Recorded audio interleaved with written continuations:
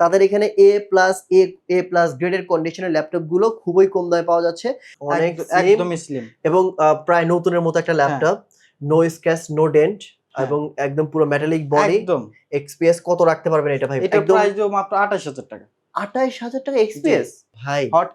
Hot cake মানে কি? Laptop দেখেই পছন্দ হইছে। ও মাই গড। আচ্ছা এটা মানে যদি কেউ কাউকে বলেন বক্স থেকে বের করে, ভাই বলবে যে নতুন। হ্যাঁ এরকম কন্ডিশন, এগুলো কন্ডিশন নতুনের মধ্যে, কারণ এগুলো হচ্ছে ইউজ হয় প্রজেক্টে, খুবই নাড়াচাড়া কম পড়ে। ওকে, কিছু কিছু ল্যাপটপ হচ্ছে এমন আসে একদমই নতুন মতো লাগে, যেমন এইটা আসছে একদম। এই ল্যাপটপ গুলা হচ্ছে ল্যাটিটিউডের মোস্ট পপুলার ল্যাপটপ।